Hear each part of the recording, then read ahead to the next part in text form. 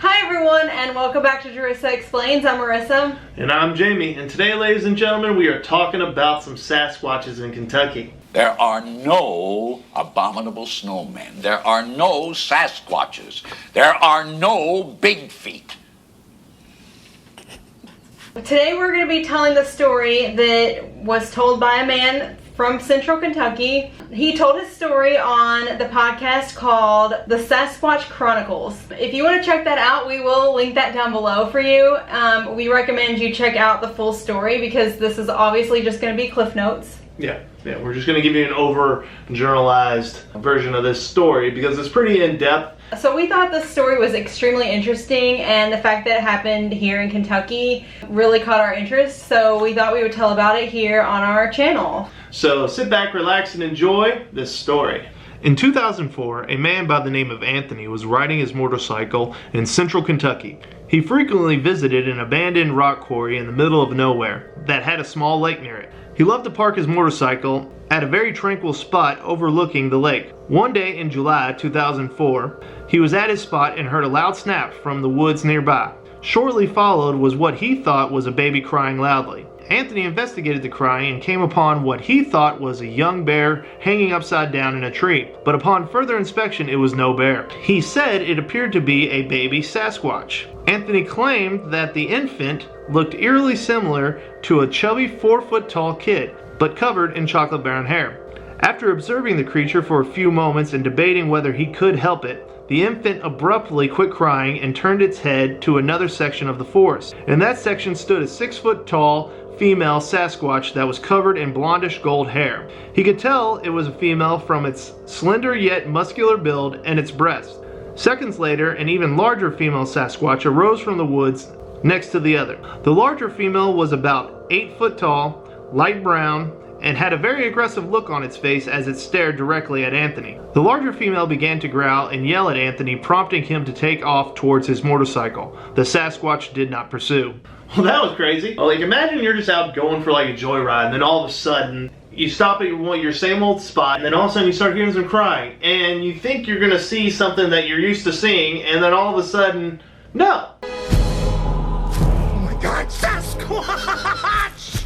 Just hearing a baby cry would be alarming Oh, that. And then to see something that you're just, you hear about and you don't think it's real, and there it is right in front of your face, like... Yeah, especially like here in Kentucky, where like I would never expect to see like a baby Sasquatch or a Sasquatch that's full grown, for that matter. I mean, we have woods and everything, and it's kind of lush here and there, so I can kind of see it, I guess, but man, that's off. I usually always think of Sasquatch, I usually think in Canada or like the Rockies, Like, I think I would be trying to explain it away, like, trying to say, oh, that was like an ape or, something else, not that. Or like a deformed bear, like, Yeah. But it is interesting.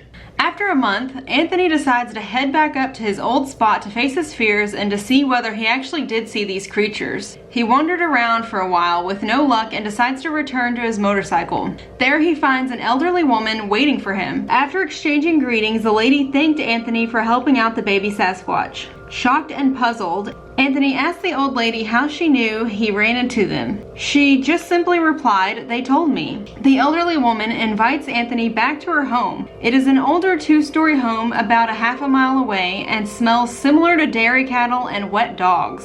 They sit down in her kitchen and discuss her relationship with the Sasquatches. The lady explains that she has known about them since the 70s and they are not malicious. During the conversation, Anthony begins to hear noises coming from upstairs. The lady looks over his shoulder and starts making hand gestures and loud clicking sounds with her mouth toward the stairway located behind him. The lady gets up and walks over to the stairway as 2 sets of footsteps come down. Anthony is stunned as 2 baby Sasquatches, including the one he saw in the tree, begin to look around the lady at him. A few things here. This lady, like, why did she feel okay to come up to this man that she didn't even know and invite him to see all of this? That was something that was going through my mind during the whole podcast. Was it just because he happened to see them in the first place? I'm assuming so. Maybe she felt like he was in on it now that he actually got to see one of them sitting in the tree, that she's like, oh, finally, somebody I can tell all this information to that I've just been sitting on since the 70s. Well, I would want to tell somebody and be like, you won't believe me, but listen to this. Yeah. You know? It is very interesting. And the fact that, like,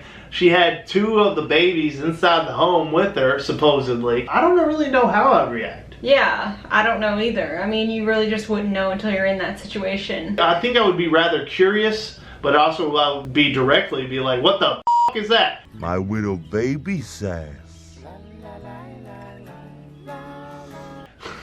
Or I could feel my heart racing and just like getting very nervous of like, what is going on here? Oh yeah, it's terrifying and exciting, and it just gets the hairs on the back of your neck standing up. The lady sits back down at the table with the 2 babies trying to stay out of view behind her. She explains that they are like her family, and she has been communicating with them for a long time. She goes on to say that she watches the babies every 2 to 3 days while the larger ones go hunting. She has also raised most of them in their troop, and continues to feed them with a well-stocked pond, half of her garden, and horse feed. She is like their grandmother. Towards the end of the conversation, everyone in the kitchen became alerted to a loud yell followed by echoing clicking sounds coming from the backyard. The 2 babies simultaneously take off towards the back door of the kitchen. Anthony inquires about the yell, and the lady simply replies, "Oh, that's Papa." Anthony takes that as his cue to leave and return to his motorcycle. He returned a couple more times to the lady's home after that with several other interesting encounters. Anyone interested in hearing the full podcast of Anthony's encounters with the lady and the Sasquatches can find it at Sasquatch Chronicles on Spotify. The episode is number 419 and is entitled, I Would Not Believe It If I Didn't See It. I know also in the podcast he mentioned that these Sasquatches actually help her with her farm because she's very elderly and can't lift a lot of the things, and they actually help her and lift like wood and things like that. Yeah, that shows a sense of like intelligence besides these being brute beasts. You can speak. Yes, and I write as well. With the story already as unfolding as it was, I was already starting to assume in my mind that they had a higher level of intelligence than your average animal. Yeah. But again, this is all just hearsay from what this guy is telling the story of what he went through. Of course, there's just a ton of speculation that comes along with this and taking his word for everything.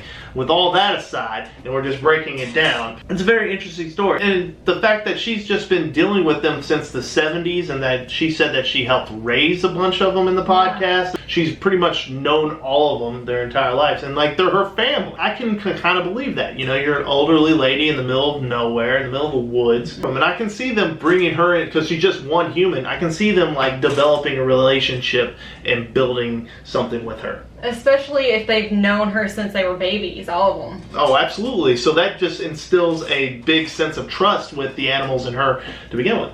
Yeah. And going back to like this story being all speculation, like I feel like it's crazy, but it's so detailed that how could you make this up? I completely agree. The details in themselves were what like kept me hanging on. You know, going back to this all being in Kentucky, he did mention that when they go hunting, they go sometimes as far as the Ohio River, which he said that if that's about 40 to 50 miles away from where that lady's house is. So that's crazy to me too. It's just like they travel really far, it seems like. Yeah, he also said they were very, very quick on their feet. For their size and how massive they were, they could move very fast.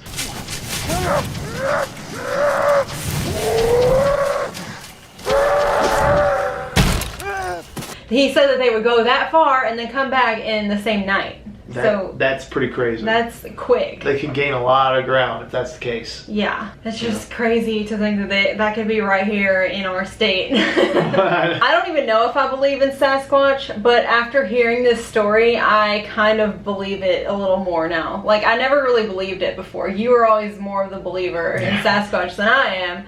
But just after hearing the story, it kind of makes me feel like maybe there is something like that. Yes, I do believe, ladies and gentlemen. I just had a little harder time believing it probably could exist more here in Kentucky, just because we're so more populated than the other places where I always assumed Sasquatch would be. Yeah, it's often a little running joke between us. Back when Finding Bigfoot would come on, I would watch it on occasion, and she'd be like, "Are you watching that show?" I'd be like, "They're getting closer." This is just another one of those interesting, crazy stories that seem to circulate here in Kentucky. As we said before, a lot of weird things go on around here. Yeah.